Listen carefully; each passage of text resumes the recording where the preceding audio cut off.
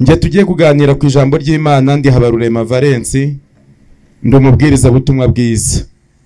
Tugiye kurebera hamwe iby'ijambo ry'Imana rivuga. Ariko mbere yo kurebera hamwe ibyanditswe byera, reka ndebe abashyitsi barimwo baje uyu munsi batigeze baza mu materaniro mu minsi ishize, ariko uyu munsi bakaba baje. Bashyira ikiganza hejuru dusuhuzanye. Abashyitsi baje uyu munsi, Imana ibahe imigisha. Ndagira ngo babiri muri mwe bari hafi batambuke mbahe impano z'ibitabo, abandi nabo umubitsi wibika ntaba yaje agiye kuzana ibindi birahari ndabizi, maze tubibahe. Araharira umubitsi, ariko mukanya baraba babizanye. Ariko babiri babashyitsi batari abadiventisti, akira impano y'iki gitabo, Imana izakiguhereho umugisha. Ndashaka n'undi uri hafi nawe aze. Nawe mwene data, iki gitabo Imana izakiguhereho umugisha.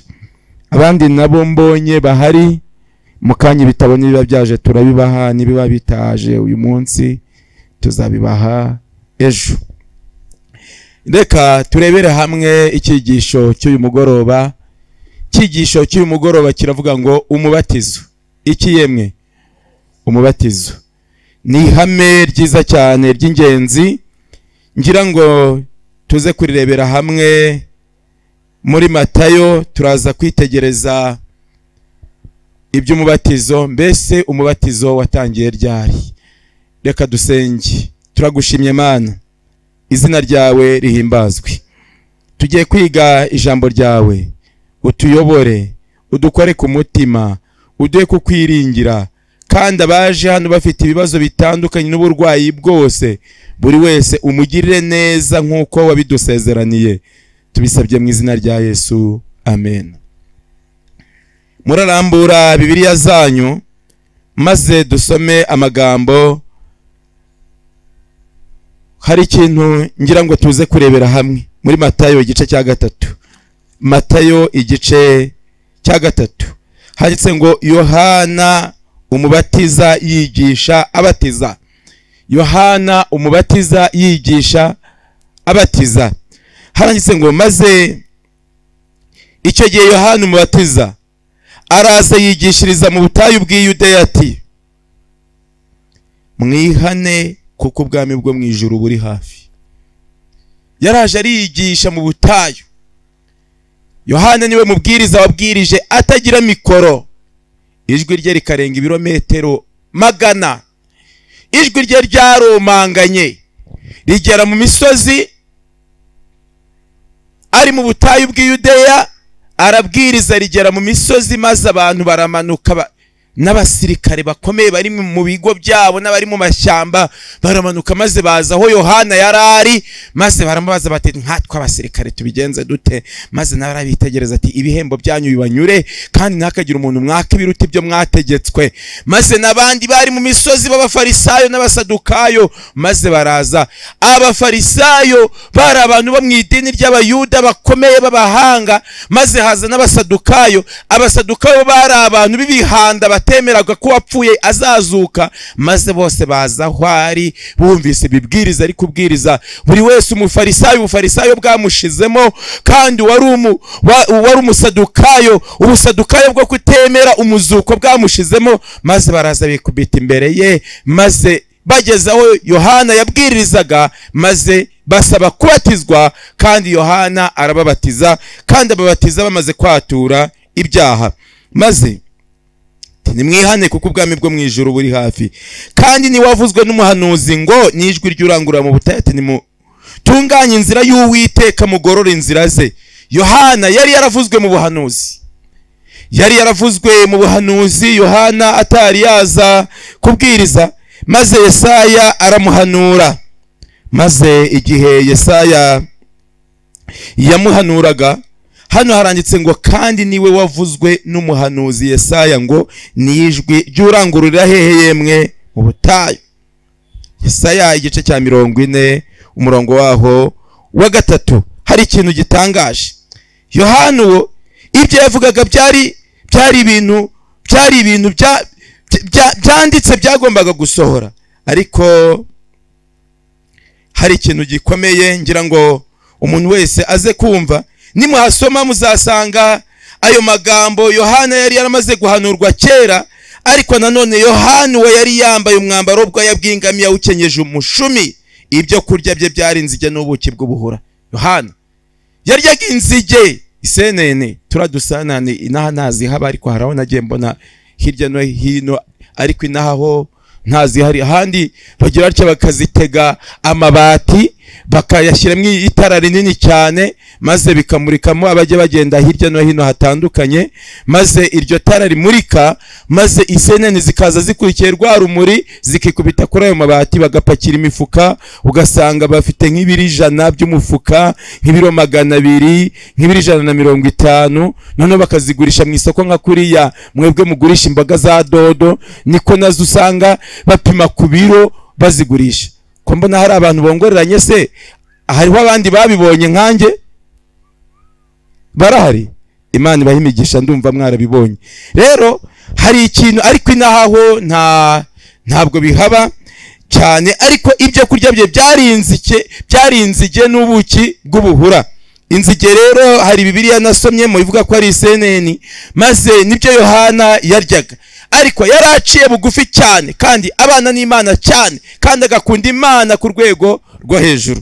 Hano rero hari ikintu gikomeye, maze ab'i Yerusalemu n'ab'i Yudaya yose no mu gihugu cyose giteganye na Yorodani barahaguruka bajya aho ari. Ntabwo bakomeje kwicara bumvise ijambo ry'Imana uko ryavugwaga, handitse ngo maze barahaguruka. Ab'i Yudaya yose, ab'i Yudaya bari kure, baramanuka bajya aho ari. Ab'i Yerusalemu, ab'i Samariya, abantu bose baraza barahurura, maze bajya aho ari. Bageze aho Yohana ari, Bibiliya ivuga iki? Murongo wa 6: abo batiriza mu ruzi rwa Yorodani bavuga ibyaha bakoze. Yesu ashimwe. Aba batiriza mu ruzi rwa Yorodani bavuga ibyaha bagenje bate? Bakoze. Baratangiye abasaduka bati nitwemeraga n'umuzuko, ariko noneho turabyihanye. Abafarisayo bati twebwe twari abantu bemera iby'idini gusa, ariko tutemera Yesu, none twamwemeye. Maze baca bugufi barihana. Bibiliya iravuga ngo aba batiriza mu ruzi rwa Yorodani bavuga ibyaha bagenje bate? Bakoze. Bibiliya yindi yo yaravuze ngo babanzaga kwiyemeza ibyaha byabo, maze bamara kubyemeza ati nitwe twabikoze ariko ntituzongera. Maze ibyo byaha rero kubyiyemeza bakabivuga, niyo byitwa kubyatura. Maze abo bantu babatirizwa mu ruzi rwa Yorodani bavugaga ibyaha bakoze, babaga bihanye bafite imitima imenetse ishenjaguwe, bashaka agakiza cyane. Maze hari ikintu gikomeye ku murongo waho wa 7: abonye abafarisayo n'abasadukayo benshi bazanwe no kubatizwa, arababaza ati mwabana b'incira mwe, ninde wababuriye ngo muhunge umujinya uzatera? Yarumiwe. Yabonye abafarisayo. Buriya reka mbabwire, abandi babatizwa ariko kugira ngo umufarisayo azabatizwe, umufarisayo kugira ngo azabatizwe cyari ikintu gikomeye. Abonye umusadukayo, ntabwo handitse ngo abonye abantu baje kubatizwa, basobanuye abamutangaje. Yabonye abafarisayo, yitegereje abona n'abasadukayo, abona baje kubatizwa. Abo babiri bitegereje, ahita abaza ati mwabana b'inciramwe, ninde wababwiye ngo muhunge umujinya uzatera? Yarabitegereje ati mwebwe ko muri abana ba shitani. Avuga ngo incira, avuga inzoka bivuga Satani. Avuga ati mwabana b'incira mwe, ninde wababwiye ngo muhunge umujinya uzatera? Niko Yohana yavuze, Bibiliya niko isobanuye. Maze arabaza ati mwabana b'incira mwe, ninde wababwiye ngo muhunge umujinya uzatera? Maze kuri uyu murongo wa 8 yakomeje ababwira ijambo rikomeye, nuko mwera imbuto zikwiriye abihannye. Avuga ati ubwo mugiye kubatizwa muzahirwa, ariko mweze imbuto zikwiriye abihannye. Nuko mwere imbuto zikwiriye abihannye. Yagiye kuba nabona abafarisayo, abona abasadukayo, abona bazanwe no kubatizwa. Nicyo ntabwo handitse ngo abonye baje gusenga, yari abizi ko basanzwe basenga ariko bafite ibintu byanditse mu ijambo ry'Imana batemera. Abonye babyemeye, yavuze ati mukaza mwemeye ibi bintu. Atumva noneho ubwo mwemeye ibi, mwera imbuto zikwiriye abihannye. Ariko Imana ishimwe ko n'abana b'incira bavuzwe, abo Yohana yagereranyaga ko ari abana b'incira, Imana ihabwa icyubahiro ko bahinduka abantu bazima maze bakamera neza, bakazaraga ubugingo buhoraho. Maze igihe Yohana yakomezaga kuri uyu murongo, hari icyo yavuze ngira ngo twese turebere hamwe. Maze ku murongo waho wa 9 igihe yakomezaga yaravuze ngo, nuko mwera imbuto zikwiriye abihannye, ntimukibwire muti dufite Aburahamu niwe sogokuruza. Ndababwira yuko Imana ibasha guhindurira Aburahamu abana muri aya mabuye. Ndababaza ikibazo. Yitegereje abafarisayo n'abasadukayo maze arababwira ati mwihane. Kabiri, ntimukibwire ngo mufite Aburahamu niwe sogokuruza wanyu. Ibyo ntaho bihuriye. Aho ati nubwo igisekuru cyanyu ari icy'umuntu w'Imana, ibyo ntimuzabyitwaze. Nubwo birivuga ngo nkababarira bankunda bakitondera amategeko yanjye nkageza kubuzukuruza babo biha 1000, bababarirwa ntabwo handitse ngo bibahesha agakiza, ahubwo handitse ko bababarirwa bakageza kubisekuruza byabo by'ibiha 1000. Ariko yavuze ati igihe mutababariwe ntimuzirwe mwibwira ngo mufite Aburahamu ngo ni sogokuruza, ntacyo azabamarira. Ntimukibwire ngo mufite Aburahamu niwe sogokuruza wanyu. Maze arabitegereza ati Imana ibasha guhindurira Aburahamu abana muri aya mabuye. Abivuga hari ikirundo cy'amabuye nta cyari gihari. Cyari gihari nta cyari gihari. Cyari gihari nta cyari gihari. Nta kirundo cyari gihari. Avuga ngo ndababwira ukuri yuko Imana ibasha guhindurira Aburahamu abana muri aya mabuye. Yafashe ukuboko agutunga ku bafarisayo, arangije ukuboko ahita guhindukiza gutunga ku banyamahanga baraho. Abanyamahanga bagereranya n'amabuye. Ahita abwira abafarisayo, arabwira ati ntimukibwire ngo mufite Aburahamu niwe sogokuruza. Ndababwira ko Imana ibasha guhindurira Aburahamu abana muri ariya mabuye. Noneho bo bakomeza guhanga amaso ngo barebe amabuye, kandi abo yavugaga yageranyaga n'amabuye bari abagereranwa ko badashobora kwihana, kuko abafarisayo n'abasadukayo bibwiraga ko aribo bafite agakiza gakomoka kwa sekuru Aburahamu. Nyamara Imana yari yabonye abanyamahanga bazayemera bakihana bakazajya mu bugingo buhoraho, kuko abanyamahanga baraho yabageranyaga n'amabuye, barabarebaga bakabona n'abantu bameze nk'abafite imitima ikomeye. Nyamara Imana yari ibizi neza yuko abo banyamahanga bazaba amabuye azubakwa neza, kuko Imana izabahindura imitima yabo ikayiconga nk'uko umufundi aconga amabuye akamera neza akayubakisha. Niko byaje kuzagenda. Haje kuzaboneka abanyamahanga bahinduka, kandi abanyamahanga barihana cyane. Maze abanyamahanga bagira umugisha utangaje. Maze iyo dusoma ibyerekeranye n'aya magambo, maze ndababwira yuko Imana ibasha guhindurira Aburahamu abana muri aya mabuye. Maze bumvise iryo jambo ku murongo waho wa 10, ndetse intore zigezwe ku bishyitsi by'ibiti, nuko igiti cyose kitera imbuto nziza kiracibwa kijugunwe mu muriro. Umurongo wa 11, uwo ni Yohana uri kubwiriza. Ngewe ndababatirisha amazi ngo mwihane, ariko uzaza hanyuma yanjye ndusha ubushobozi, ntibinkwiriye no kumutwaza inkweto, niwe uzabatirisha umwuka wera n'umuriro. Yohana yaravuze ati ngewe ndabatirisha amazi ngo mwihane, ariko uzaza hanyuma yanjye ndusha ubushobozi. Maze aravuga ati ntibinkwiriye no kumutwaza inkweto. Yesu ashimwe. Kuki Yohana yavuze ngo ntibimukwiriye gutwaza inkweto Yesu? Mbese murabizi? Yesu ashimwe. Ntibinkwiriye no kumutwaza inkweto. Abefesi igice cya 6 umurongo wa 15 musome. Abefesi igice cya 6 umurongo wa 15 handitse iki? Efeso igice cya 6 umurongo wa 15 haranditse ngo, ndahera ku 14, muhagarare mushikamye mukenyeye ukuri, mwambaye gukiranuka nk'icyuma gikingira igituza. 15, mukwesa inkweto arizo butumwa bwiza bw'amahoro bubiteguza. Bakwesa iki? Inkweto. Kandi inkweto turasomye ngo n'ubutumwa bwiza bw'amahoro bugenza bute? Bubiteguza. yaravuze ati mukwesa inkweto arizo butumwa bwiza bw'amahoro bubiteguza. Bagombaga kuba bakwesa inkweto arizo butumwa bwiza bw'amahoro. Ariko Yohana waritegereza ati Yesu uzaza azabatirisha umwuka wera n'umuriro. Njyewe Yohana ntibinkwiriye kumutwaza inkweto. Yohana yavugaga iki? Avuga ngo ntibinkwiriye kumutwaza inkweto uzaza hanyuma yanjye. Yohana yavugaga Yesu. Yesu aje, Yohana niwe mubwiriza nabonye utarigeze yishyira hejuru. Yesu aje, Yohana yafashe iteraniro ryose yari ari kubwiriza, abona Yesu atungutse hariya, maze yitegereza abo yigishaga arababwira ngo dore nguriya ntama w'Imana ukuraho ibyaha by'abari mu isi.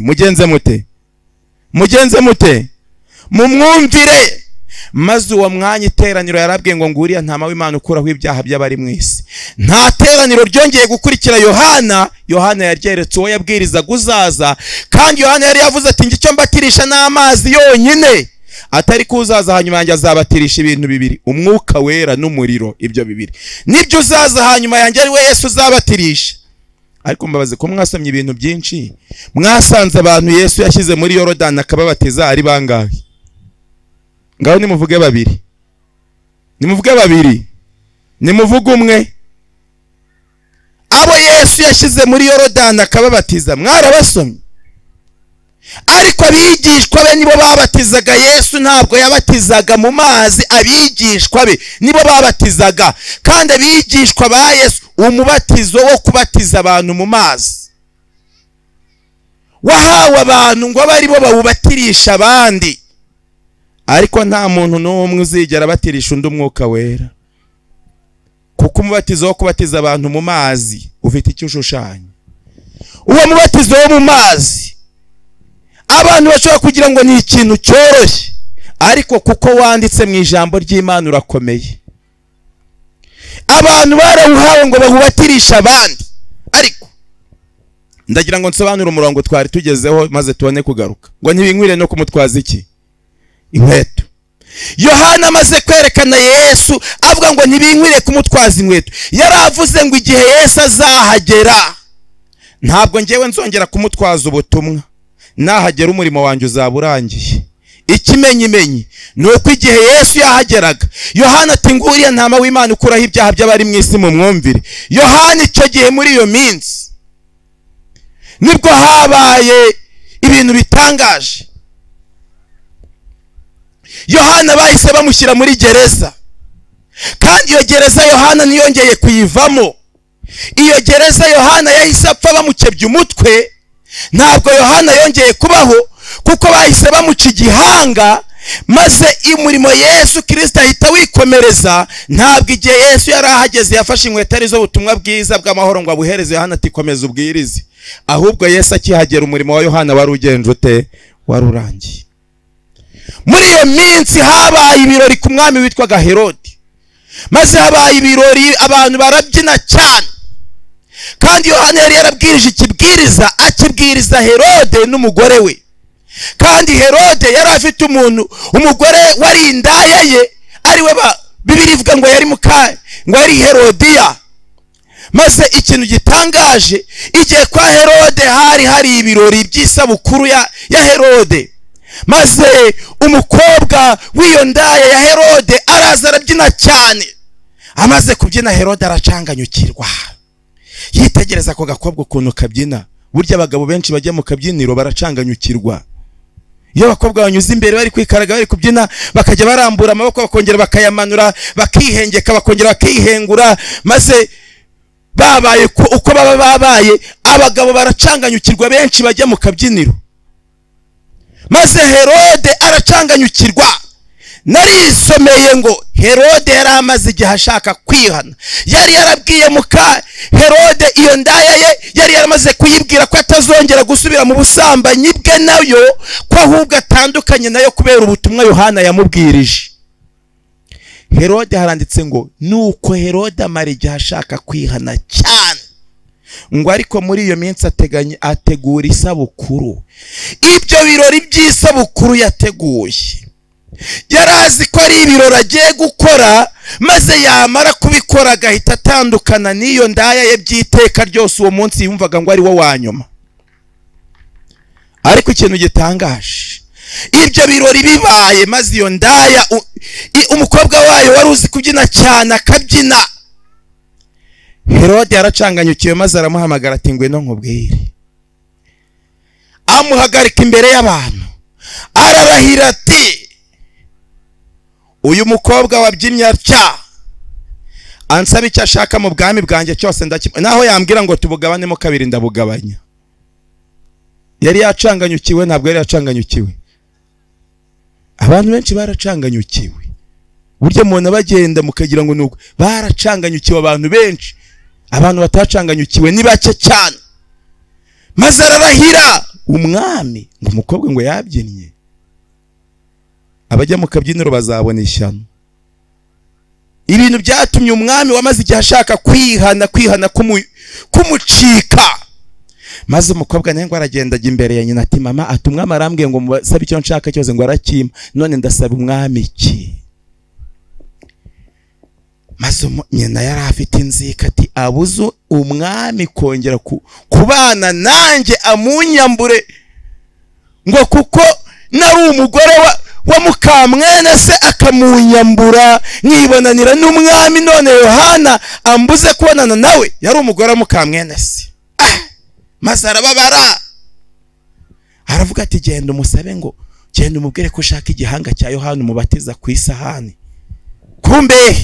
Kumbe se ngo icyo gihanga ngo bakirye ngo bakinywe ngo bakigire bati. Maze Yohana muri iyo minsi yari ari muri gereza. Yohana ari muri gereza yatumye kuri Yesu ati Yesu, mbese ni wowe wa wundi twategereje cyangwa dutegereza undi?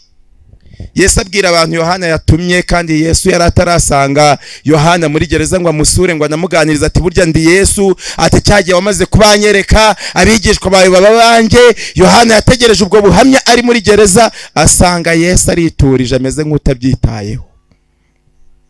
Maze Yohana abo yatumye ngo bajye kumubwirira Yesu, bahageze Yesu baravuga ati mwe muretse. Maze Yesu Kristo abahumuye impumyi, abahagurukije ikirema, maze baramubwira ati nose ko Yohana yadutumye ngo ni wowe ngo cyangwa dutegereze undi? Tukaba tubonye uri Yesu, tugende tumubwire ngo iki? Ati nimugende mumubwire ibyo mwabonye. Baragenda bati Yohana we, bati impumyi zirahumuka, bati tukubwire ibirema birahaguruka n'ibiragi biragenda, n'ibiragi biravuga. Maze arongera ati mugende mumubwire niba ari we koko cyangwa niba atari we dutegereze undi. Barongera ariko ikintu gitangaje, ku nshuro ya nyuma Yesu yabatumye harababwira ngo nimugende mumubwire ibyo mwabonye, ariko musoreshe ijambo ngo hahirwa uw'ibyanjye bitazagusha. Baragiye bamubwira ibitangaza, ariko barangije bati Yesu kandi yatubwiye ngo hahirwa uw'ibye bitazagusha. Yohana ahita avuga ngo ubwo aravuze ngo ubwo ndi muri gereza ntibizangushe, nshobora no kuzayigwamo. Kuva ubwo Yohana aratuza, ntiyongeye gusaba ngo Yesu azaza murebe. Yagumyemo kugeza ubwo yavuyemo, ari uko bagiye kumukegeta igikanu, kandi igihe igikanu bamaraga kugikegeta nibwo ubuzima bwa Yohana bwari bugenje bute, bwari burangiye. Ubuhanuzi yari yarahanuye atabizi, avuga ngo ntibinkwiriye no kumutwaza inkweto. Uwo munsi bwari bugenje bute, bwari busohoye. Ntaho muzasanga igihe Yesu yazaga yarateguye amavuna hano ngo na Yohana ategura ndi, ahubwo igihe Yesu yazaga abari abigishwa ba Yohana bahise baba abigishwa ba Yesu. Yesu ashimwe. Mbese murabyumvise bavandimwe? Maze Yohana ati ngewe ndabatirisha amazi ngo mwihane, ariko uzaza hanyuma yanjye ndusha ubushobozi. Ubu abantu benshi bari hano mu materaniro no hirya n'ahandi n'ahandi bagize umugisha mwinshi wo kubatizwa mu mazi, bagize amahirwe menshi atarondorwa, kuko babatijwe mu mazi, ariko hasigaye imibatizo ibiri kuri bamwe. Nibatabona umwuka wera ngo ababatize, kubatizwa mu mazi kwabo kuzajyaho ikimenyetso kindi. Kandi nibatabona umuriro ngo babatize, umuriro bivuga ibigeragezo abana b'Imana bagomba guhura nabyo mu rugendo rwabo, kugira ngo bazibone uko bazasoza urugendo rwabo bera. Iyo mibatizo uko ari ibiri ni Yesu ubwe uyohereza ku muntu bitewe n'igipimo yamupimyeho akabona arayikwiriye. Ariko iyo dusoma ibyerekeye n'aya magambo, ndabatirisha amazi ngo mwihane, ariko uzaza hanyuma yanjye ndusha ubushobozi. Yavuze ikintu gikomeye hano. Yaravuze ngo uwo nguwo uzaza. Umva ibyo Yohana yavuze kuri Yesu. Maze yaravuze ngo umurongo wa 12, intara iri mu kuboko kwe kandi azeza imbuga ye cyane, amasaka azayahunika mu kigega, ariko umurama azawucanisha umuriro utazima. Intara ya Yesu ngo iri mu kuboko kwe, azagosora. Yesu yabwiye Petero ati, Simoni Petero, Simoni, Satani yabasabye ngo bagosore nk'iki? Amasaka. Yesu ngo intara iri mu kuboko kwe ngo azagosora kugeza ubwo ingano azazihunika mu kigega. Ingano n'abakiranutsi, umurama n'abanyabyaha, ngo ariko umurama azawucanisha umuriro. Niko tumaze gusoma. Maze iki kibwirizwa nicyo Yohana yabwirije. Amaze kubwiriza, abafarisayo n'abasadukayo bari bamanutse baje aho ariko babatiriza mu ruzi rwa Yorodani. Maze ku murongo wa 13 habayeho ibintu binejeje. Kubatizwa kwa Yesu. Kubatizwa kwande? Kwa Yesu. Haranditse ngo icyo gihe Yesu avigarira yajya kuri Yorodani, asanga Yohana ngo amubatize. Nawe ashaka kumuhakanira ati, ko ari njye wari ukwiye kubatizwa, nawe none ni wowe unsanze. Yesu aramusubiza ati, emera ubikore kuko ari byo bidukwiriye kugira ngo dusohoze gukiranuka kose. Ahera ko aremera. Murongo wa 16, Yesu amaze kubatizwa uwo mwanya ava mu mazi. Ntabwo handitse ngo Yesu amaze kubatizwa uwo mwanya igikombe cy'amazi bamutonyangirije ku gahanga barakijyana. Nta nubwo handitse ngo igikombe gitagatifu cyangwa icupa ritagatifu cyangwa icupa ryera ngo barabijyana. Handitse ngo Yesu amaze kubatizwa uwo mwanya ava mu ki? Mu mazi.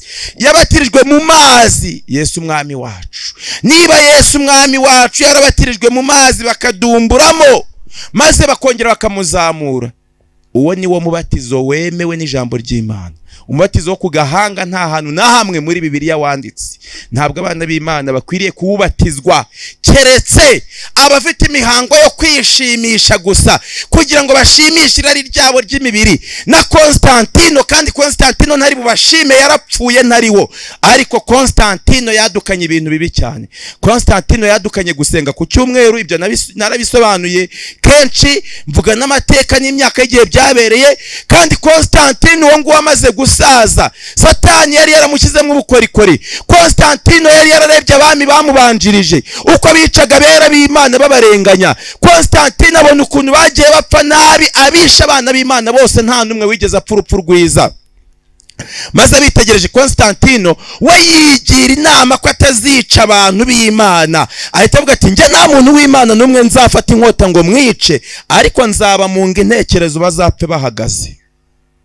Konstantino niwe wisha abantu nabi kuruta ababakereye amajosi n'ababatwitse, kuruta abagiye babamanika ku misaraba. Konstantino niwe wisha abantu nabi, kuko yisha abantu benshi, kandi na n'uyu munsi Konstantino aracyabica kandi yarapfuye.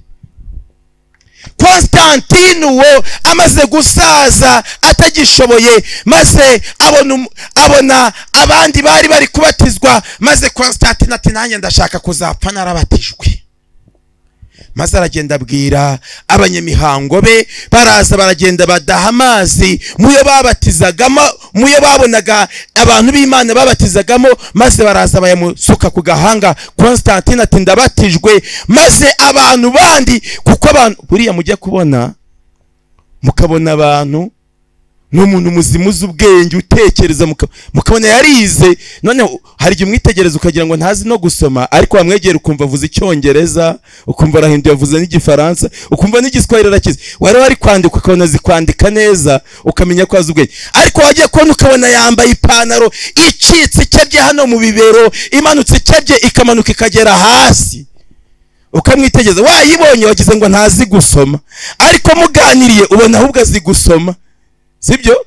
Burya mujye kubona mukabona bimeze kurya, ntabwo ari uko birya bintu hari aho yabisomye habimwemerera, ahubwo nuko yabonye abandi babikoze nawe akagenza ate, akabikora. Yavuze ati buri ubwo babikoze ndakabona nk'umuntu w'umurasita cyangwa w'umuhanzi yabikoze ari kuri televiziyo ari kujya atera amaguru hejuru, nawe akabyigana akabikora, kandi ibyo bintu ntaho yabibonye kuba ibyo bintu sekuru ntiyabikoze, ise ntiyabikoze, nyirakuru ntiyabikoze, nyina wabo ntiyabikoze, babandi bose bene wabo bakurikirana ntawabikoze, ahubwo uwo muntu bakajya kubona bakabona iwabaraje yari yagiye ku isoko bakabona icyo kintu aragihingukanye. Burya nuko yabonye abandi barabikoze nawe akagenza ate akabikora. Maze abantu babonye Constantine abikoze, kuko ngo uburyo umwe uturutse bukuru bucya bakwiriye hose, bati ibintu umwami yakoze nibyo tuzajya dukora. Maze uwo mubatizo abantu barawutagatifuza, barawemeza cyane, bawugira uwera, maze abantu batangira kujya babatizwa ku gahanga. Ariko ntabwo umubatizo wo ku gahanga Bibiliya yigeze uvuga na rimwe ushima. Bibiliya ivuga umubatizo wo mu mazi, iravuga ngo Yesu amaze kubatizwa uwo mwanya ava mu ki? Mu mazi. Yesu yabatijwe mu mazi, abo Yohana yabatijwe haranditse ngo abo Yohana yabatizaga abandi nabo ababatiriza mu ruzi rwa Yorodani bavuga ibyaha byabo bakoze. Ntabwo handitse ngo ababatiriza mu gikombe cyangwa mu icupa, ahubwo haranditse ngo ababatiriza mu ruzi rwa Yorodani bavuga ibyaha bagenje bate bakoze. Na Yesu umwami wacu kugira ngo ahamye umubatizo yagiye mu mazi. Maze umva uko Yesu avuye mu mazi byagenze. Murongo wa 15. Yesu amaze kubatizwa, Yesu ashimwe, Yesu amaze kubatizwa umurongo wa 16, uwo mwanya ava mu mazi. Ava mu ki? Nta nubwo anditse ngo Yesu amaze kubatizwa ava ku mazi, batagira ngo ni ku. Ntabwo ari ku, ni mu ni imbere, noneho ku ni uruhande rw'icyo kintu. Yesu amaze kubatizwa uwo mwanya ava mu mazi. Yesu ashimwe. Ijuru riramukingukira, abona umwuka w'Imana asa n'inuma amujyaho, maze ijwi rivugira mu ijuru riti ngo uyu mwana wanjye nkunda nkamwishimira. Abantu bose ndabifuriza cyane mu mutima ngo igihe umuntu wese azajya amara kubatizwa azajya yumva ijwi riri mu ijuru rivuga ngo uyu mwana wanjye nkunda nkamwishimira. Maze ikintu gikomeye iyo dusoma Yesu amaze kubatizwa uwo mwanya ava mu mazi, maze ijuru ngo riramukingukira, abona umwuka w'Imana ngo amanuka asa n'inuma, maze araza amujyaho, maze amuhagarara ku rutugu ameze nk'inuma, aramwitegereza. Yesu yumva ijwi rivugira mu ijuru riti uyu ni umwana wanjye nkunda maze nkamwishimira. Ibyo bintu ni byiza cyane. Maze rero Yesu icyo gihe igihe yabatizwaga cyari ikimenyetso gikomeye. Abantu bagira ngo kubatizwa ngo ni ibintu ngo byoroshye, ariko kubatizwa ntabwo ari ibintu byoroshye. Abashaka kugira ngo bumve kubatizwa uko bimeze bazasome Yohana igice cya 3 ibya Nikodemu. Yesu ashimwe, Yesu ashimwe. Yohana igice cya 3 umurongo wa 1. Hariho umuntu wo mu bafarisayo witwaga Nikodemu, umutware wo mu Bayuda. Ngo yari umuki nawe? Ngo yari umuki? Umufarisayo, kandi akaba umutware wo mu Bayuda. Uwo yasanze Yesu nijoro amubwira ati mwigisha, tuzi yuko uri umwigisha wavuye ku Mana, kuko ari ntawe ubasha gukora ibimenyetso ujya ukora keretse Imana iri kumwe nawe. Yesu aramusubiza ati nukuri ndakubwira yuko umuntu wese utabyawe ubwa kabiri atazabasha kubona ubwami bw'Imana. Ibi bintu byarantangaje. Nikodemu wari umufarisayo, akaba n'umutware mu Bayuda, yari umwe mu nteko nshinga amategeko, niko nasomye. Akomeye Nikodemu, ariko yumvise ibyo Yesu yigishaga, yabyumvise atambuka. Burya nimujye mubona abantu bahagara hirya no hino batambuka mukabona ibintu by'Imana bari kubyumva, mujye munezerwa, burya amaherezo baba bazabigenderamo. Maze Yesu hari ikintu gikomeye yigisha, maze Nikodemu arabyumva. Nikodemu nk'umuhanga, nk'umunyacyubahiro, ntiyigeze asanga Yesu aho ngaho. Yararetse burira kuko yari umutegetsi. Bigeze mu gicuku asanga Yesu, aramubaza ati tuzi, aramubwira, yarabanje aramusohoza aramushima. Burya abanyabwenge ngo niko bamera, baraza bakabanza bakamushima, maze umuntu kugira ngo baze kumudahamo ibyo bashaka.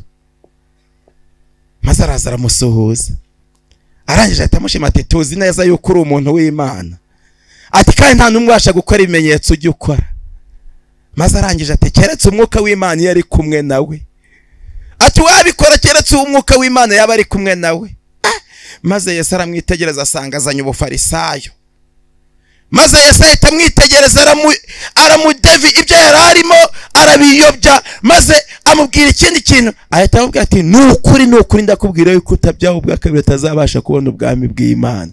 Yesu nigeze amubwira ati ndabizi nanjye koko nikomeze navuye ku Mana, ati kandi udakora ibintu nk'ibyo nkora ntabwo aba yaravuye ku Mana. Yaba ameze nk'abarabo muri za Miracle Church bo muri no minsi, yahise yitera hejuru ati nta muntu wakora ibitangaza nk'ibyanjye keretse nawe yaravuye ku Mana. Haleluya. Hasa akajya avuga ati haleluya haleluya. Ariko Yesu Kristo yahise amubwira ikindi kintu gikomeye, avuga ati nukuri amuraye ati ndakubwira ko utabyaho ubwa kabiri utazabasha kubona ubwami bw'Imana. Yavuga ati nubwo uri umwe mu bakomeye, nutabyarwa ubwa kabiri nawe uzaruhira ubusa. Nikodemo yahise aryumva nk'umunyabwenge, maze Nikodemo abaza Yesu ikibazo kiri hano nifuza ko twese turushaho gutekereza cyane. Nikodemo aramusubiza ati mbese umuntu yabasha ate kubyarwa akuze, yakongera agasubira mu nda ya nyina akabyarwa? Yesu aramusubiza ati nukuri ndakubwira yuko umuntu utabyawe n'amazi kabiri n'umwuka atabasha kwinjira mu bwami bw'Imana. Ibi murabyumvise bavandimwe bari hano, murabyumvise? Ndakubwira yuko umuntu utabyawe ubwa kabiri ngo abyarwe n'amazi, icya kabiri abyarwe n'umwuka, ntabwo abasha kubona ubwami bw'Imana. Nuri hano atarabyawe ubwa kabiri ngo abe yarabyawe n'amazi anabyarwe n'umwuka, akabyarwa n'amazi akajya yirirwa yiyemera ngo azahabwa ubugingo buhoraho, undi akaba atarabyawe n'amazi ariko akavuga ngo yabyawe n'umwuka, abo bombi barabeshya bararuhira ubusa. Biravuze ikintu kizatuma umuntu abona ubwami bw'Imana. Ntabwo kubatizwa ari ukugira ngo umuntu yemerwe, kubatizwa ni ukugira ngo umuntu azabone ubwami bw'Imana. Iyo umuntu abatijwe azanywe no gushaka umugabo, akabatizwa azanywe no gushaka umugore, atazi icyo abatirijwe abagize igihombo gikomeye, kuko nibyigishwa kugira ngo azabigenderemo ntabwo abyumva. Iyo babyigisha bari gutekereza ati ndabatizwa ryari ngo nibonere umusore wanjye, undi nawe ati ndabatizwa ryari ngo uriya mukobwa mujyane, bituma ibyo yari kuzumva atabyumva. Igihe bari kwigisha bakaba bari kumva umusore w'umutereta. Ariko ndagira ngo mbabwire, biravuga ngo utabyawe ubwa kabiri ngo abyarwe n'amazi n'umwuka ntabasha kubona ubwami bw'Imana. Abashaka kuzahabwa ubwami bw'Imana badafite izindi nyungu. Uwabatijwe n'amazi ndamurarikira kwirukanka cyane kugira ngo abyarwe n'umwuka, amenye ko umwuka yamubyaye.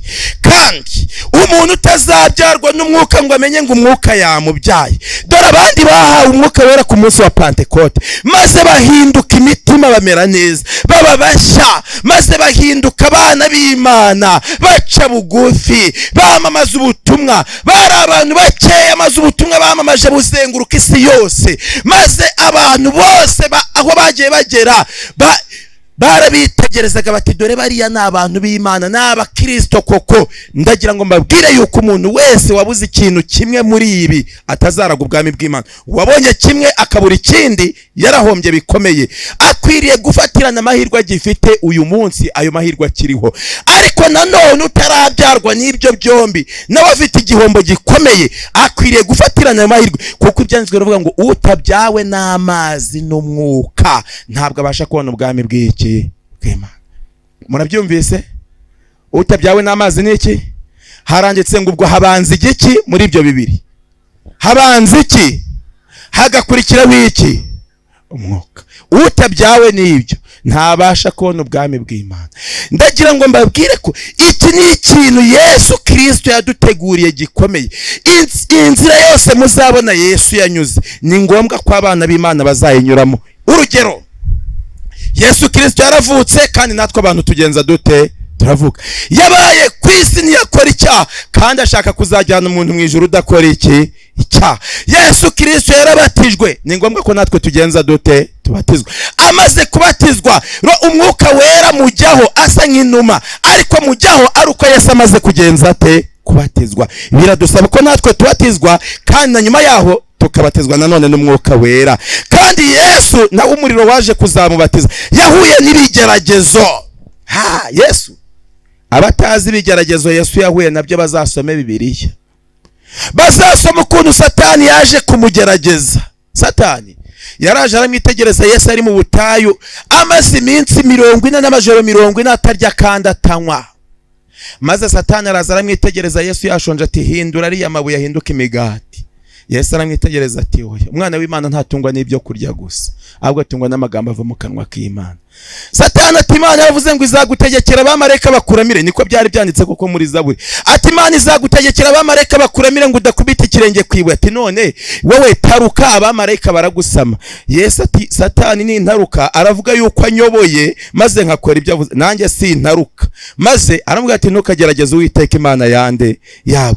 Ibyo bigerageza uko Satani yabiteje Yesu akabitsinda, niko abana b'Imana bazategwa ibigeragezo. Abana b'Imana bazategerwa kunda, nicyo kigeragezo gikomeye, bazategerwa kunda.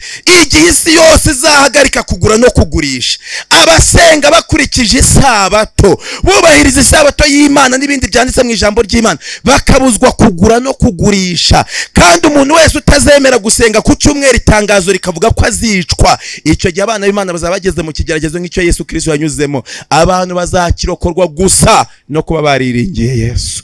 Ariko rubanda nyamwinshi babatijwe n'amazi gusa, batabatijwe n'umwuka, bazagwa muri icyo kigeragezo. Kandi rubanda nyamwinshi ijambo ry'Imana ryagiye rivuga maze bagakebereza bakajya kuri zenguruka, ntibazigera barenga umutaru, kuko abana b'Imana bazajya mu bwami bw'ijuru. Reka mbasomere uko bazaba bameze. Yesaya, noneho ngarutse muri Yesaya, abana b'Imana hari ukuntu bagomba kuzaba bameze. Buriya abantu bumva ngo abantu bazajya mu ijuru, akavuga ati Imana izahaduhe, bakagira ngo nugupfa kujya mu ijuru gusa. Ariko reka mbasomera abantu bazajya mu bwami bwo mu ijuru. Yesaya, nakunze igitabo cya Yesaya igice cya 40 umurongo wa 30. Mwumva urwo rugendo abantu benshi bavuga ibya Aburahamu, bakavuga ibya Isaka, bakavuga ibya Yakobo. Iyo abantu bavuga iby'Imana ya Aburahamu wagira ngo ni umuntu usanzwe. Aburahamu ijwi ry'Imana ryaje ati wowe Aburahamu, haguruka uve mu gihugu cyanyu, usiga umuryango wanyu n'inzu ya so, mu gice cya 12, ujye mu gihugu nzakwereka. Agahita haguruka. Bibiliya avuga ngo arahaguruka atazi yagenza ate. Maze abantu bakamwigeranyaho ngo aho azaba mu ijuru ngo nabo bazahaba, batarigeze na rimwe batera intambwe nk'iyo yate. Arahaguruka aragenda atazi yajya, araromboreza Aburahamu wabuze umwana, akazakora icyaha kimwe cyo kugira ngo abone umwana mu buryo butemewe, akakihana, akacyatura, akagisabira imbabazi mu ruhame, Imana ikamubabarira. Kandi Imana yamara kumubarira, Aburahamu yabona umwana umwe w'ikinege witwa Isaka, Imana ikamutegeka kumutamba. Akagenda urugendo rw'iminsi 3, umwana yikoreye inkwi, Aburahamu afite icyuma amuherekeje, bari kumwe kugeza ubwo umwana bagera mu rugendo ku munsi wa 3. Maze umwana yakwitegereza se, ibirenge by'umwana byaramaze kunanirirwa mu nzira, ibirenge byasataguritse kubera ivumbi n'umunaniro. Maze umwana akitegereza se, nase akitegereza umwana ati none data, ko ndi kubona dufite icyuma, nanjye nkaba nikoreye inkwi, none umwana w'intama turatambari hehe? Maze Isaka amwitegereza ati mwana wanjye, Uwiteka ari bwishakira igitambo. Aburahamu ntacogore ngo agire impuhwe z'uko afite umwana w'ikinege. Mwagira ngo Aburahamu yari umuntu usanzwe. Aburahamu ntacogore. Bagakomeza bakajyana, maze bakagera ku musozi witwa Moriya. Maze bagera ku musozi witwa Moriya ngo igicu kikaza kigahita kibudika ari cyinshi cyane. Aburahamu ngo kuko yari amenyereye kumva ijwi ry'Imana, yumva ijwi ry'Imana iravuze ngo nahangaha aramutamba. Maze Aburahamu afata wa mwana ngo amutambe, maze arabanza aramusobanura ati Imana yansabye kuzagutamba ngo uzambere igitambo. Ayo magambo nayasomye ndahantu mu musozi ahantu, maze ndayasoma ayo magambo ankora ku mutima. Ati Imana yansezeranye kuzagutama, nari narakubuze, nakubyaye mfite imyaka 100, kandi Sara yari afite 90, twari twarabuze umwana. Imana ikuduhaye, imaze kukuduhira avuga ngo tuzagutambe, none isezerano rirasohoye kugutamba. Maze umwana ngo yitegereza ati data rero, dore ndi umusore wowe uri umusaza, niko byanditse. ngaho banza umbohe amaboko nurangiza umbohe n'amaguru kugira ngo ntaza kukurusha imbaraga nka kurwanya maze igitambo ntikiboneke. Maze amuboha amaboko, arangije amuboha amaguru, maze amushyira kuri cya gicaniro. Igihe amushyira kuri cya gicaniro yari yamaze gusasaho za nkwi, kandi yari yamaze gucukura umwobo, kandi uwo mwobo awutambikaho inkwi hejuru. Yari agiye gukongeza urumuri munsi y'izo nkwi ngo maze umwana akongoke. Maze igihe Aburahamu yari azamuye icyuma ngo agishinga umwana mu ijosi maze batandukane amwice, maze umwana yegura umusaya areba se, maze Aburahamu nawe areba umwana we, barebana ubwa nyuma basezeranaho. Igihe basezeranaga Aburahamu atari ko kuko ariko Imana yavuze ndamutamba, afata icyuma aramanika ngo ahita ashinga sogota umwana we atiriwe areba cyane. Maze uwo mwanya nibwo marayika yaje afata ukuboko araguhagarika abwira Aburahamu Aburahamu igitambo cyawe cyemewe. Mu Baheburayo 11 haranditse ngo Imana yabaze Aburahamu nk'uwamaze gutamba Isaka. Isaka yabaye igitambo cya kuri Aburahamu, niko Bibiliya ibivuga, kuko Imana yamubaze nk'uwamutambye. Maze Imana imwereka intama yari iri mu gihuru hirya, iramubwira ati dore intama ngiriya. Maze abona intama, aragenda bari yafata arayitamba. Aho hitwa ku musozi w'Imana, bisobanurwa ngo kizaboneka. Aho ku musozi w'Imana narahasomye, ku musozi witwa Moriya. Naje gusoma amagambo yantangaje, niho mu mateka haje kuzageraho haza kuzitwa Karuvari. Karuvari bisobanurwa ngo Nyabihanga, kandi muri mwoba Aburahamu yari yacukuye, hamwe yari agiye gutambira Isaka, hamwe yari yashashe za nkwi, aho yatambye igitambo uwo munsi niho baje kuzashinga umusaraba wa Kristo. Igihe Kristo yabambwaga, muri ya misaraba yari ishinze, umusaraba Yesu yabambweho niwe wari ushinze nyirizina aho igitambo cya Aburahamu kera yatanze cyari kiri. Maze ubuhanuzi bwitwa ku musozi w'Imana kizaboneka, uwo munsi babugenje bute? Burasohoye. Hahoze hitwa Moriya, ariko icyo gihe hari hasigaye hitwa Karuvari, kuko wari umusozi wajyaga kubambirwaho ibisambo. Ariko ikintu cyantangaje nuko aho kugira ngo muri uwo mwobo bashyiremo igisambo, bashyizeho umwami wacu Yesu Kristo, abariho bashinga umusaraba, maze umwami Yesu Kristo bamubambaho, maze Yesu Kristo yemera kudupfira ngo tuzahabwe ubugingo buhoraho. Uwo Aburahamu meze utyo niwe abantu bashaka kuzabana nawe mu ijuru, bati natwe tuzakimbagira. Maze umuntu akaba ari umurasita, yaranze no kwihana, ariko yajyana ati tuzakimbagirana na Aburahamu. Aburahamu ntabwo yigeze aba umurasita. Nimuzasoma ugasanga yarabaye umurasita muzahanyereke, yari umuntu w'Imana. Aburahamu wafata urugendo rw'iminsi 3 ugiye gutamba umwana wawe uri gupfa kwiruka utazi iyo biva niyo bijya. Umuntu ibintu biranditse muri Bibiliya yarabisoma, yarabyanze ngo azakimbagirana na Aburahamu. Hari ibintu bikwiriye gutekerezwa nshuti yanjye. Uwisaka wemeye ati Imana nimumbohe amaguru papa, mumbohe n'amaboko. Haranditse ngo kuko yari yaramenye Imana akiri muto. None urashaka kuzabana na Isaka. Isaka wari umeze utyo wihanye, Isaka akagira imibereho kugeza ubwo Isaka asaza yarihanye. Narasomye ngo n'umugore we Rebeka wari woheje umwana we Yakobo, bigatuma Yakobo akora ibyaha. Umugore we Rebeka yarihanye, apfa yarihanye, nawe azahabwa ubugingo buhoraho. Na Isaka yarihanye, azahabwa ubugingo buhoraho. Abantu bavuga ngo tuzabana na Yakobo, basoma uko Yakobo babivuga, bumva ibya Yakobo kubera abantu benshi bumva, maze bakumva amazina muri Bibiliya bakiranutse, bati Imana ya Aburahamu na Isaka na Yakobo. Maze abantu bagatavuga ati Yakobo, ntabwo basomye Yakobo ijoro yaraye nyuma y'imyaka 20 akoze icyaha, ageze ku cyambu cya Yaboki.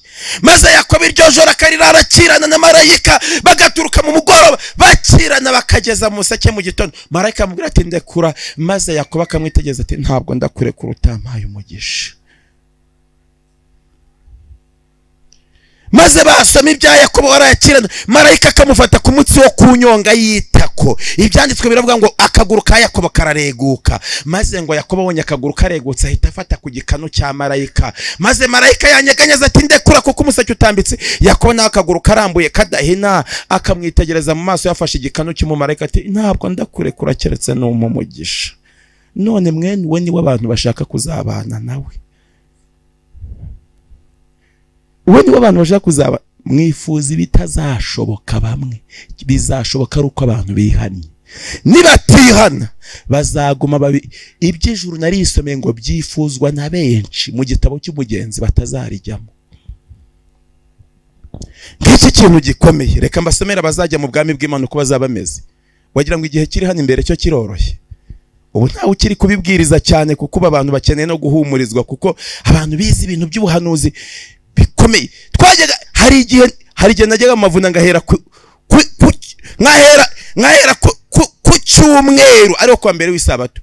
Mbwiriza Daniel n'ibyahishwe nkazageza ku isabato, ari byo bitabo ndi kubwiriza gusa.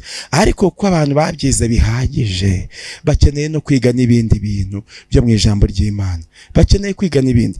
Ariko mwagize ngo ibire hano imbere n'ibintu byoroshye, ni nko kujya mu isoko. Reka mbasomere uko abazabinyuramo bazaba bameze. Yesaya 40:30. Abasore b'imigenda bazacogora baruhe. Abasore b'imigenda asa nabahe? N'abandi bafata ipantaro, bamwe bakiri batoya guhera mu myaka 16 ukageza mu myaka 21, bamwe bafata ipantaro bakamanura bazigize utuntu dutoya cyane hano hasi maze nizifate ku nkweto hano. Abo n'abasore b'imigenda none bajya bagenda ukabona ari kugenda badigadiga. Ubu nta nubwo bakigenda, noneho bya bindi bya kirase tabatandukanyije amaguru, nabo basigaye bagenda bakomanya mu mavi ukabona bari kugenda badigadiga. Abo nibo basore b'imigenda bagahindura ingendo, bagahindura iki? Abasore b'imigenda bazacogora baruhe. Turasomye ngo bazagenza bati? Bazacogora bagenze bati? Ari imigenda bazabanza guhura n'ikigeragezo hano imbere kibabuza gusenga ku isabato, kibategeka gusenga ku cyumweru gusa. Babanze bikaze bati ariko se ababyeyi bacu baragira ngo iki nibabona tubiretse? Wageze bazaba ari ukomera se ko bafite Yesu? Bati ababyeyi bacu baragira ngo iki nibabona tubiretse? Babanze bikaze bati twe ntituzasenga ku cyumweru, tuzasenga ku isabato. Bikaze namara kubona igihano bisaba, akabona inyungu akuyemo, azahita abwira ati bya bintu nari narakurikiye ababyeyi nge ndacogoye ndabiretse. Azasezera, kuko n'ubundi igihe bigaga ijambo ry'Imana yabaga agiye gucishamo ipantaro mo kabiri. Ibi ni ibintu bikomeye. Abasore b'imigenda bazacogora baruhe, mu gihe abandi baga bicaye bari kwiga ijambo ry'Imana, baga ari kuri televiziyo ari kureba modeli azajya asimbura. Zira televiziyo ziraza kubakoraho nimutazigabanya. Umva uko byanditse. Abasore b'imigenda bazacogora baruhe, n'abasore bazagwa rwose. Bavuze b'imigenda bavuga n'abasore. Abasore ni bamwe bahera mu myaka 22 kugeza kuri 35. Bo ntabwo baba bakigenda bakirega kwa kundi, ahubwo biba byaratangiye gucogora. Ariko abenshi muri bo baba bafite ibifaranga, none bari kujya bagenda babikangisha abantu. Mwene abo basore b'imigenda, kuko abenshi muri baba baramaze kurangiza za kaminuza, abandi bafite akazi. Hari abasore koko ntabwo ho bavuga abasore b'imigenda, bavuga abasore. Handitse ngo n'abasore bazagwa rwose. Abo ntabwo handitse ngo bazacogora baruhe kuko batazirirwa bahanyanyaza, ahubwo haranditse ngo bazagwa rwose. Bazavuga tumva n'ubundi igihe tumaze ibintu by'Imana byaratunaniye, imitima yacu yomase ku by'isi tuzapfana nabyo. Niyo mpamvu handitse ngo n'abasore bazagwa rwose. Umva abantu bazakomera. Umurongo 31. Ariko bategereza Uwiteka bazasubizwamo intege nshya. Nubwo baba ari abakecuru batazi gusoma no kwandika, bashaje, batafite intege, bamwe babasaza bagendera ku tubando, kuko bategerezwe. Ariko abategereza Uwiteka bazasubizwamo intege nshya. Ni intege ngo zigenje zite? Hari ubwanditse ngo zirashaje izo ntege. Bazasubizwamo intege zingana iki? Bazasubizwamo intege nshya. Ngiki kintu yitangaje. Bazatumbagira mu kirere bagurukisha amababa nk'ibisiga, baziruka be kunanirwa, bazagenda be gucogora. Bazagenda be kugenza gute? Aburahamu ashaje afite imyaka irenga 100, ntabwo yigeze acogora, ari kumwe n'umwana we Isaka. Bakagenda urugendo rw'umunsi wa mbere, izuba rikarenga, bakicara, bugacya mu gitondo, bakagenda bakongera bakarara bagenda. Urugendo rw'iminsi 3 Aburahamu ashaje ni rwamucogoje, kuko yarategereje Uwiteka kandi icyo yashakaga yarakibonye. None iyo twiga ijambo ry'Imana, bene data, abatarabatijwe umwuka wera n'umuriro ngo babe barabatijwe n'amazi, bafite akaga gakomeye. Ariko mwumve iki, umumaro w'amazi. Reka nigarukire ku mumaro w'amazi. Ndasoma isomo riri mu rwandiko rwa mbere rwa Petero igice cya 3 umurongo wa 21. Urwandiko rwa mbere rwa Petero, urwandiko rwa mbere rwa Petero igice cya 3 umurongo wa 21 haranditse ngo nanuba amazi niyo akibakiza namwe mu buryo bw'igishushanyo cyo kubatizwa. Amazi niyo akigenza ate? Akibakiza mu buryo bw'igishushanyo cyo kugenza gute? Cyo kubatizwa. Nanuba amazi niyo akibakiza namwe mu buryo bw'igishushanyo cyo kugenza gute yemwe? Cyo kubatizwa. Ariko mwumve ikintu gitangaje. Icyakora si uko akuraho icyo ryo ku mubiri, ahubwo ni isezerano ku Mana ry'umutima uticira urubanza. Ayo mazi ntabwo yabatizwa ngo akureho icyo ryo ku mubiri, ahubwo ayo mazi abisezerano ry'Imana. Yesu ashimwe. Hari ibintu bitangaje dukwiriye kurushaho gutekereza, ibitekerezo byacu bigakanguka cyane. Haleluya, haleluya. Iyo handitse ngo amazi niyo akibakiza namwe mu buryo bw'igishushanyo cyo kubatizwa, ni ikimenyetso cy'uko umuntu wese akwiriye kubatizwa akiyegurira Imana kugira ngo azajye mu bwami bw'ijuru abagize ikimenyetso cyo kubyarwa ubwa kabiri. Hariho n'ababatizwa nyuma bakazagwa kubera ko baba barabatijwe batarigeze bamenya amahame y'ikintu bagiyemo. Iyo bumvise ijambo ry'Imana, Bibiliya bavugaho iki? 19 ibyakozwe n'intumwa. Uyu munsi noneho banza nasomye ibintu byinshi. Ibyakozwe n'intumwa. Yesu ashimwe.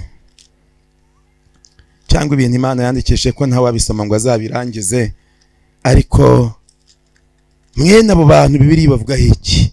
Abigishwa ba Yohana buzura umwuka wera. Umva ikintu gitangaje hano. Apolo ari i Korinto, anyura mu bihugu byo haruguru, asohora muri Efeso, asanga y'abigishwa bamwe. Arabaza ati mwaha umwuka wera mutangiye kwizera? Baramusubiza bati ntabwo twari twumva yuko umwuka wera yaje. Babaye abanyakuri. Apolo ari i Korinto, asanga y'abigishwa bamwe, ababaza ikibazo. Yabaje ngo mwaha umwuka wera mutangiye kwizera. Ntabwo yabajije ngo mugeze hagati mu kwizera mwaha umwuka wera. Yarabaje ngo bawuhawe batangira kugenza gute? Kwizera. Bamubwiza ukuri ati uretse no kuwuhabwa ntabwo twigeze twumva ko yaje.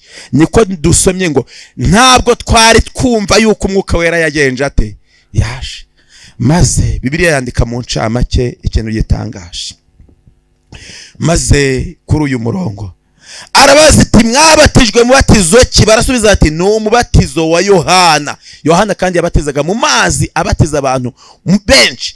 Kandi aba barimwe abafarisayo babonye abasadukayo bazanywe kubatizwa n'abanyamahanga baje, maze abafarisayo barahurura batubwo turabo kwa Aburahamu, reka tugende. Yohana nawe adumbura mu mazi arababatiza, ariko barangije ntibasobanukirwa ko umwuka wera yaje ngo bawuhabwe, bakomeza gukora ibyo bakoraga. Harimo abantu babatijwe maze bakomeza gukora ibyo bakoraga mbere yuko babatizwa. Abo nta kintu byabamariye. Maze baramusubiza bati nuwa Yohana. Pawulo ati Yohana yabatije umubatizo wo kwihana, abwira abantu kwizera uzaza hanyuma yari we Yesu. Babyumvise batyo ko cyateraga abantu kubatizwa ari ukwizera uzaza hanyuma yari we Yesu, ariko bakaba batarigeze bamenya igihe uwo waziye hanyuma ye yaziye. Babyumvise batyo babatizwa mu izina ry'umwami Yesu. Maze babatizwa mu izina ry'umwami nde? Yesu. Pawulo amaze kubarambikaho ibiganza, umwuka wera bazaho. Agenza ate? Ntabwo handitse ngo babatirishwe umwuka wera, ahubwo amaze kubarambikaho ibiganza bamaze kubatizwa umubatizo w'umwami Yesu. Umwuka wera agenza ate? Umwuka wera bazaho, bavuga izindi ndimi, barahanura. Abo bose bari nka 12. Haleluya. Imana ihabwa icyubahiro. Abazemera kubana n'Imana bakabatizwa umubatizo ijambo ry'Imana ryavuze, bazagira amahoro menshi kandi bazasoza urugendo rwabo neza. Kandi ndagira ngo mbibutse ikintu gikomeye, nubwo ibyo bintu bitigeze bivugwa cyane aha ngaha muri aya materaniro. Ntabwo ibihe turimo ari nka bya bindi kuko uko ibihe turarushaho kwigira imbere niko turajya tugenda turushaho kwinjira mu mwijima. Iyo umwijima abantu bawumazemo igihe bagira ngo bari kureba. Abantu bagenza nijoro barabizi, iyo umwijima abantu bawumazemo igihe agira hagatomera inzira gusa akagira ngo ari kureba. Hari nubwo ibitotsi bifata umuntu akagenda nk'iminota 2, ibitotsi abifite asinziriye atari kureba, ariko akagomeza akagenda, yajya kubona akabona bumbuye amaso akibuka ko yari ari kugenza ate kugenda. Murabyumvise? Iyo umwijima abantu bawumazemo igihe bagira ngo barareba. None ubwo hakiriho agacyo, reka umuntu wese afatirana umucyo w'ukuri, kuko n'ubu mwajya kumva mukumva hariho ibindi bintu bihindutse, ugasanga abantu inzira baharaniye basanze barayinyuzemo nabi. Niyo mpamvu uyu munsi dukeneye kuba twanditswe mu gitabo cy'ubugingo. Umuntu wese akaba yibaza ngo mbese nanditswemo ku mpapuro zera, nibwo azagira amahoro. Imana iduhe kumenya ko twanditswemo, kandi duhe kubishaka no kubiharanira kugeza igihe tuzamarira kumenya ko twanditswe mu gitabo cy'ubugingo, tukaba ku isi ariko dushima Yesu tumutegereje. Imana ibidukorere mu izina rya Yesu. Keretse niba hari umuntu uri hano mw'iri teraniro uvuga uti mwami, umubatizo nawumvise, none ndashaka kuzabatizwa uyu mubatizo wo mu mazi, ariko ndasaba ko n'umwuka wera nimbatizwa umubatizo wo mu mazi azanzaho. Dufite umubatizo ku isabato. Niyumva hari umuntu ushaka kuzawubatizwa, nta muntu n'umwe tujya tugishyira ku gahato. Oya, ibintu by'Imana nihagira no gushuka ngo genda ku gahato uzange, kuko n'ubundi amaherezo ubuzabivamo, kandi ukabivamo waramaze kwishyiraho urubanza. Ariko niwumva uti ndashaka kujya mu nzira y'Imana, Yesu azamfasha kandi nzayinyuramwe amahoro, ukumva ushaka kubatizwa ku isabato, tambuka uze hano imbere dusenge. Ngwino uri hano wese, uwo ari we wese, yaba ari umaze iminsi aza, yaba ari uwaje none, yaba ari uwaje ejo, yaba ari uwaje ejo bundi, avuga ngo ku isabato nzabatizwa, uwo ari we wese naze hano dusenge.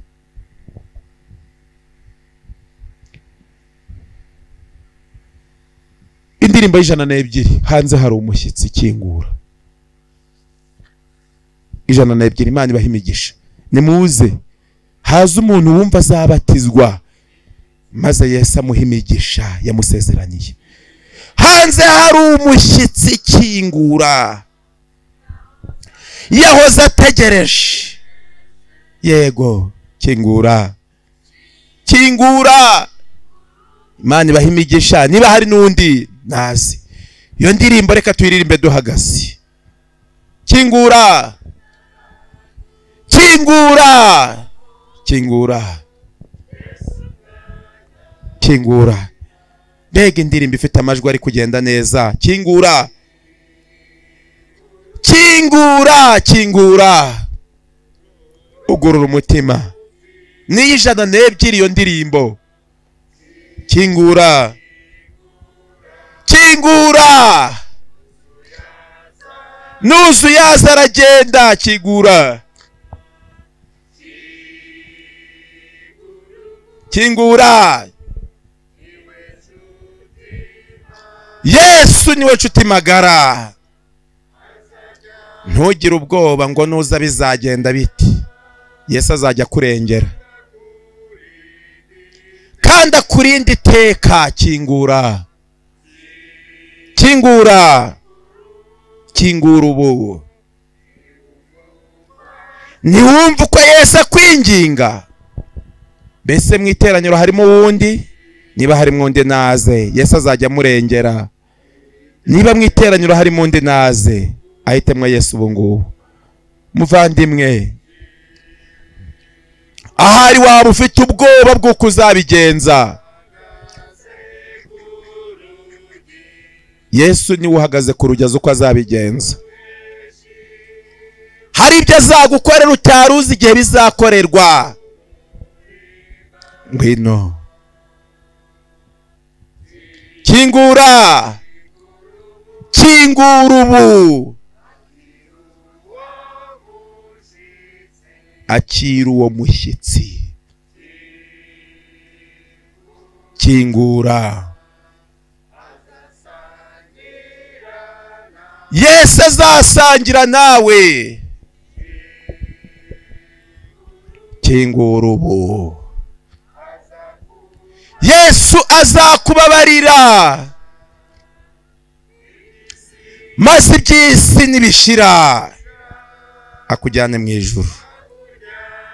Nubwo warakoze ibyaha bingana bite, wageza se ha Salomo? We wari wakora ibyaha ukageza ha Salomo? Wagera ha Dawidi? Imana ibaha imigisha. Reka dusenge. Turagushimye Data, Imana iri mu ijuru, Imana isumba byose, Imana idukunda cyane. Izina ryawe rihimbazwe. Wemeye kutwitangira. Iyo tugeze aho tuvuga ibyawe biraturenga, tubivugaho igice, kuko ubwenge bwacu butabishyikira uko biri. Bwamenya icyubahiro wari ufite mu ijuru, bukamenya ukuntu wakiretse, bukamenya ukuntu waje muri Mariya, bukamenya uko wavutse, bukamenya uko wabayeho imibereho igoye, bukamenya uko wagiye ku musaraba wasize ijuru rifite icyubahiro, abamarayika bagusingizaga. Twakuvuga gute se ko bwacya bukira? Ariko himbazwe. Tubivuga uko ubwenge bwacu bungana, kuko tutabishobora byose. Uri Imana nziza. None ubwoko bwawe buritanze, bujana imbere, bwiyemeje kuzabatizwa. Ubandike mu gitabo cy'ubugingo, kandi igihe bazamara kubatizwa mu mazi uzababatirisha umwuka wera. Iri teraniro riri aha ngaha ryose uriho imigisha, kandi twese uduhe kuzakubona ubwo uzabutungutse ku bicu. Ikiruta ibindi uzaduhe kuzarimba ku ndirimbo z'abera, maze tuzagira amahirwe yo kuzabona ijuru rikingutse tuzaryinjiremo. Tubisabye mu izina rya Yesu, amen.